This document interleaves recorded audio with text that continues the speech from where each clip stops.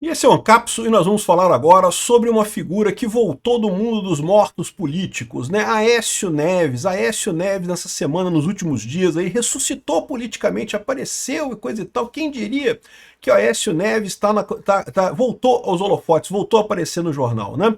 E, de novo, eu votei no Aécio Neves em 2014, é lógico, naquela época era a alternativa que a gente tinha para Dilma, eu votei nele mesmo, não tenho vergonha disso não. Seria melhor do que a Dilma? Eu não tenho dúvida nenhuma que seria melhor do que a Dilma, mas como todos os PSDBistas antes, acabou perdendo para o PT mais uma vez, né? Então, ou seja, eu acho que é ali que foi que consagrou o fim do PSDB. E esse ressurgimento do Aécio aqui confirma uma coisa que eu venho falando para vocês há algum tempo, né? Que o Alexandre de Moraes queria era ressuscitar o PSDB. E eu tinha falado, inclusive, para vocês que o plano deles sempre foi dar anistia para o pessoal do 8 de janeiro, aquelas penas enormes, 17 anos, 14 anos e coisa e tal. Né? Sempre era a ideia deles, depois de julgar Bolsonaro, era anistiar esse pessoal.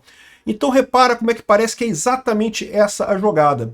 O Alexandre de Moraes condenou todo mundo a penas absurdas e não sei o que lá e coisa e tal. Aí vem o PSDB, o moderado, o centro, né, o centro democrático e não sei o que lá, e nós vamos resolver a polarização do Brasil. Eu só fico preocupado, cara, porque o Alexandre de Moraes é um cara que tem um poder fudido, um poder institucional fudido no Brasil, ele manda praticamente no Brasil, e é um cara idiota, cara, o cara é burro, eles acharam que isso ia funcionar, caramba, tem que ser muito burro para achar que isso ia funcionar, cara. Esse cara deve comer cocô no café da manhã, não é possível que ele não coma cocô no café da manhã, é muito burro esse negócio. Vamos entender esse caso aqui, por que o Aécio Neves ressurgiu nessa história?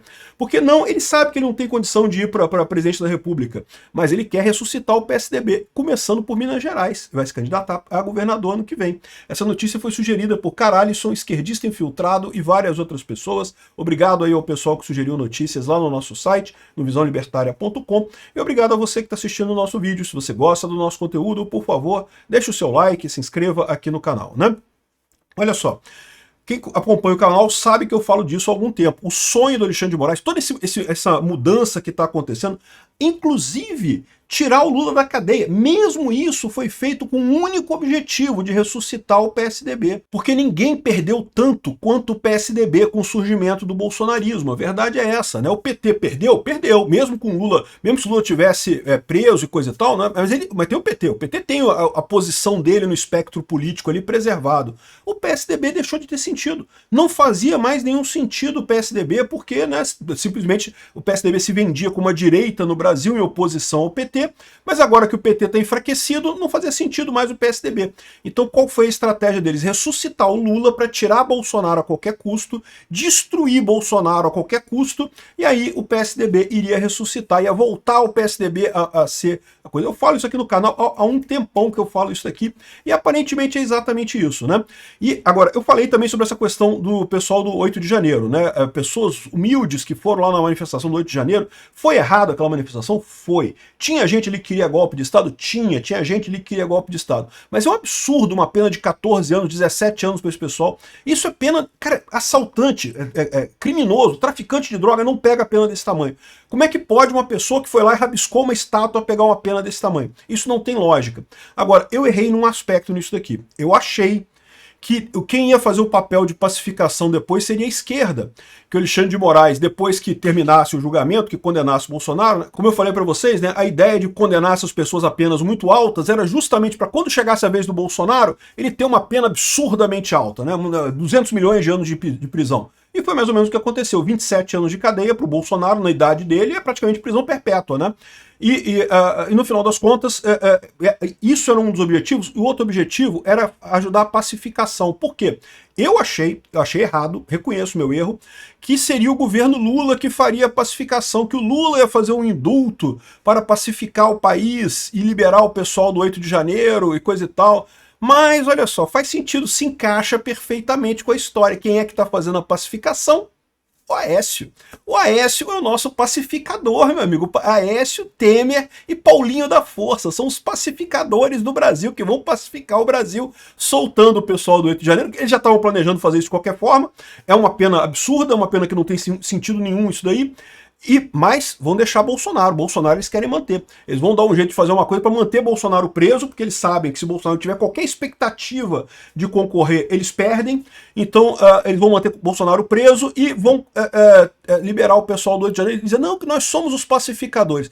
Pacificador de cu é rola, caralho. Aécio, se retorne a sua insignificância. Você não é mais significativo no cenário político brasileiro. Perder uma eleição para Dilma daquele jeito é para matar mesmo. Não tem jeito, né? Aí tá aqui, ó. De olho em 2026, Aécio usa propaganda do PSDB para atacar Zema. Então tá mais do que na cara. O Aécio quer voltar para o estado de Minas Gerais. Ele está consciente que vai voltar para Minas Gerais. Não vai ser para o governo do Brasil. Ele sabe que não tem chance nenhuma de tentar a presidência do Brasil, mas talvez Minas Gerais ele tenha, né? O pessoal lá em Minas, ele é lá de Minas, ele tem uma base eleitoral grande lá em Minas. Eu não sei quem são os candidatos para o ano que vem, quem é que vai substituir o Zema. O Zema, vocês lembram, é o atual presidente, o atual governador de Minas Gerais, mas ele não pode concorrer novamente. Então ele tem que indicar alguém, e você indicar alguém é sempre mais fraco do que você concorrer a você mesmo, né? Então eu não sei quem que o Zema vai indicar lá para Minas Gerais, mas o Aécio é um obstáculo considerável. E é isso que eles estão querendo vender. De novo, o ressurgimento do PSDB. O PSDB ressurgindo das cinzas, graças à morte completa do bolsonarismo, e o Aécio pagando de pacificador. O Aécio é o pacificador. Faz muito mais sentido do que ser o Lula. Como eu falei para vocês, não é o Alexandre de Moraes, ele não é de esquerda. A verdade é essa. O Alexandre de Moraes não é de esquerda. Ele é de, ou melhor, o Alexandre de Moraes não é de extrema esquerda como o Lula. O Alexandre de Moraes é de centro-esquerda, é o PSDB. Então, ou seja, é natural que ele quisesse que o pacificador seja o PSDB. Mas, de novo, eles estão fazendo isso errado, tá? Eles não esperavam ter que fazer isso tão rápido agora. Eles achavam que iam conseguir fazer esse processo todo de pacificação ano que vem. Né, porque faz muito mais sentido. Ano que vem é o ano da eleição, então o Aécio emergir como o pacificador daria muita força para ele na eleição no ano que vem, né, para ele, para o Temer, para o pessoal do PSDB, ali, da centro-esquerda brasileira. Né? O problema é que a pressão pela anistia foi tão grande que eles tiveram que acelerar o processo.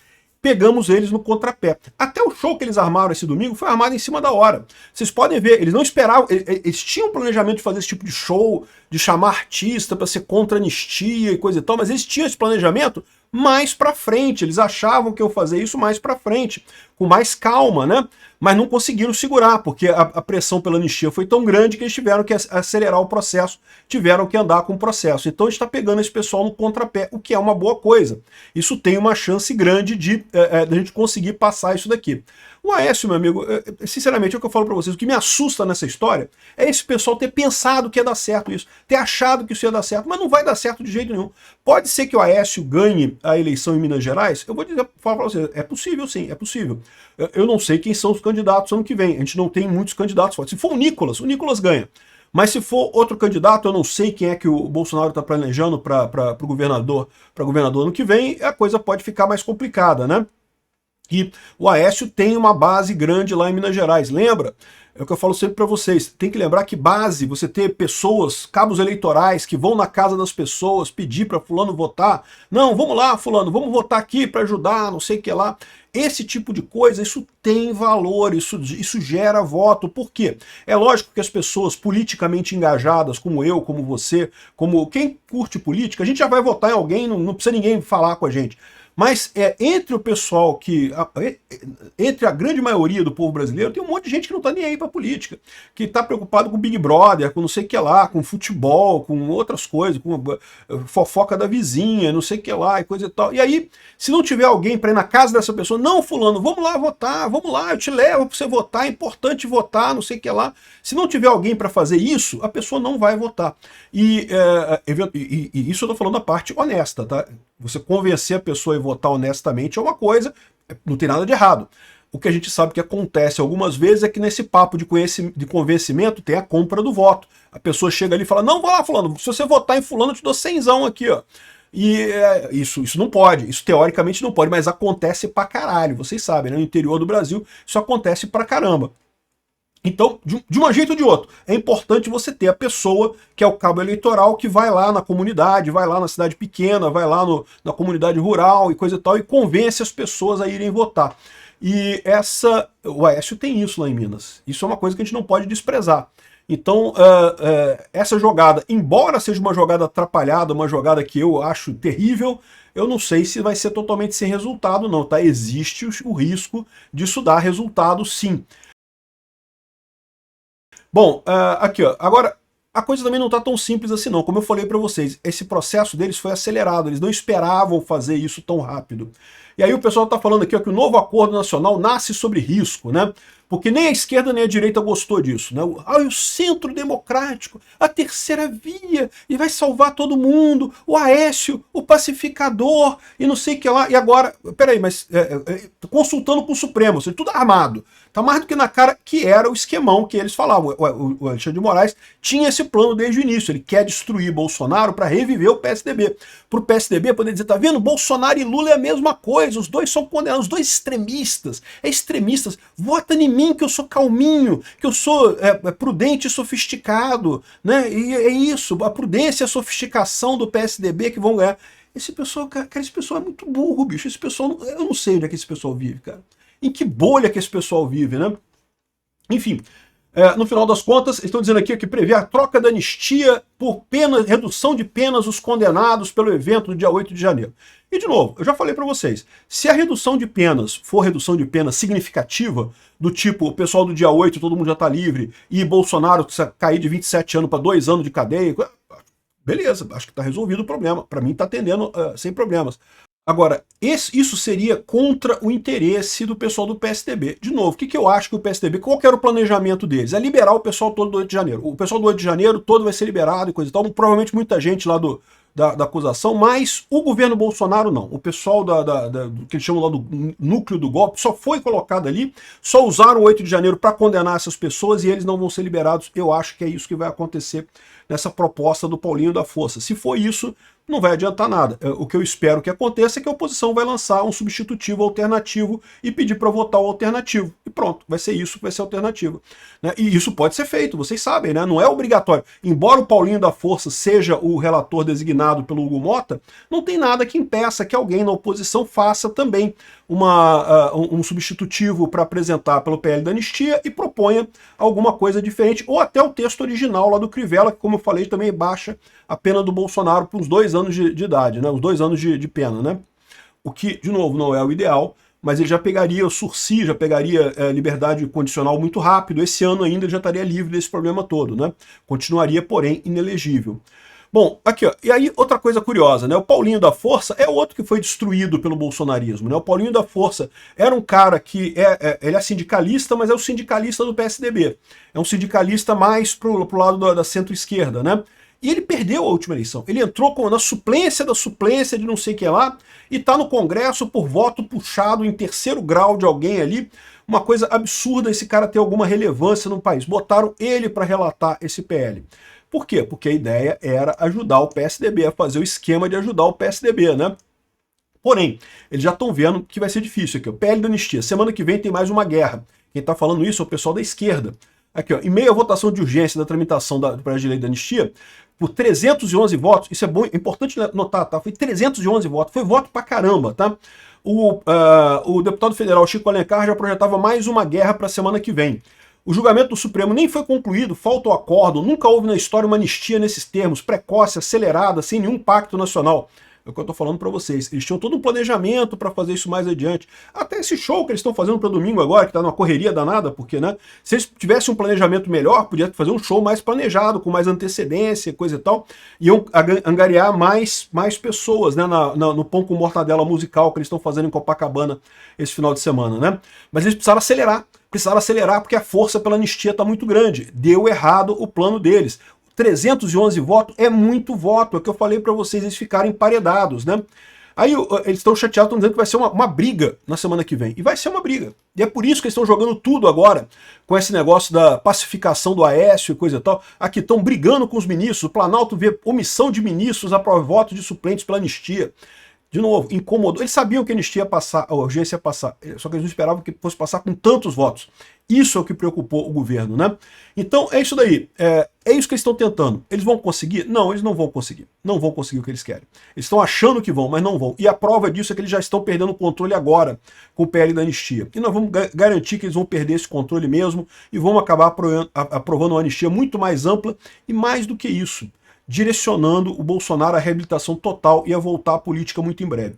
Mais uma vez, qual que é o erro deles? Eles encararem o bolsonarismo como um movimento político igual ao deles, que é ordenado de cima para baixo, que eles controlam as pessoas, controlam os artistas e coisa e tal, e fazem a política acontecer. O bolsonarismo não é assim, o bolsonarismo é de baixo para cima. Essas soluções deles nunca vão funcionar. Obrigado por assistir o vídeo até o final. Além de curtir, compartilhar e se inscrever no canal, considere se tornar patrocinador com valores a partir de R$ 1,99. Clique no botão Seja Membro abaixo para saber as condições e vantagens de patrocinar o canal. Mais informações sobre o nosso projeto, visite nossos sites indicados na tela.